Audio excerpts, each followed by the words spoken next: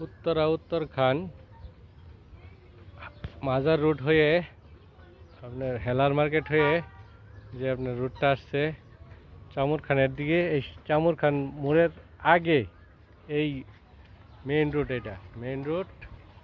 এই মেইন রুটের থেকে এই রুট দিয়া এক পলট পরে এনে 6 কাঠা জায়গা আপনার পছন্দ হবে। এই পছন্দের জায়গাটা আপনি নিতে পারেন এবং খুব সুন্দর উঁচা ভরাট মাটি, খুব সুন্দর জায়গা আছে। এই জায়গাটুকু আপনি নিতে পারেন, খুব সুন্দর প্লেস। এই রাস্তা 12 ফিট রাস্তা, একদম 12 ফিট, 6 কাঠা জায়গা আছে।